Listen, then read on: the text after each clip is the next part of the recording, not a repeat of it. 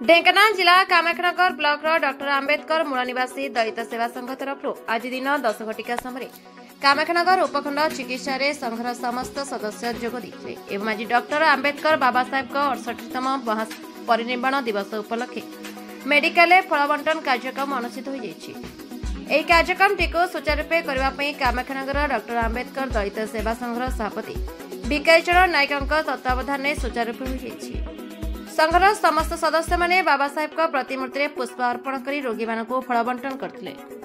कामाक्षानगर सोमरंजन नायक report दमन TV news.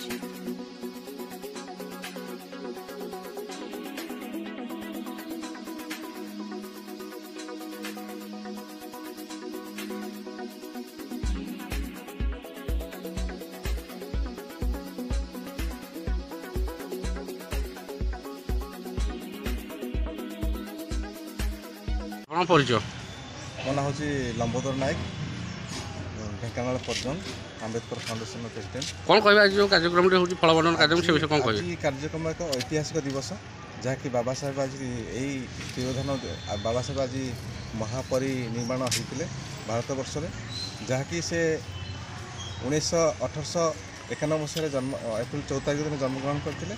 आज दिन में 1956 मसीहा डिसेम्बर 6 तारिख दिन आज तिरोधान होता महाराष्ट्र स्टेट्रे।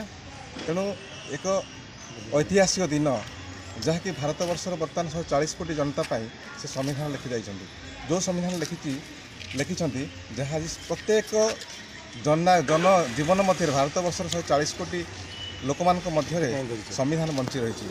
से संविधान बंची सत आज बाबा साहेब बंचते। आज बाबा साहेब बंची आज संविधान भी बंची। यही अवसर में मेडिकल प्रति वर्ष 5 वर्ष दीर्घ 5 वर्ष है आउ डॉक्टर मूल निवासी दलित सेवा संघ रोगी मानक फल बंटन कर आसुच्छी। यही दिवस अवसर में आ प्रत्येक पुरपल्ली गाँ गंडारे से जनहित कार्यक्रम कर आसुच्छी।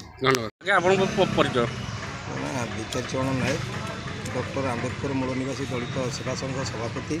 कौन कह आज जो कार्यक्रम होती विषय कौन कहे आज आमर बाबा साहेब जो 78तम तिरोधान दिवस ये अवसर में आज आमर संघ सभ्य सबू मेडिकल कामाक्षानगर जो रोगी मैंने अच्छा आम कि फल देवाई आमर संघ मध्य सबू कर्मकर्ता आज तो एमती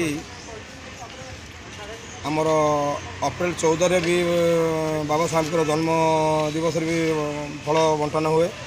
आज बाबा साहेब जो तिरोधान दिवस आज भी बंटन करुचु। आमर यही सेवा संघ सबुबले जनहित कर्म कर। धन्यवाद।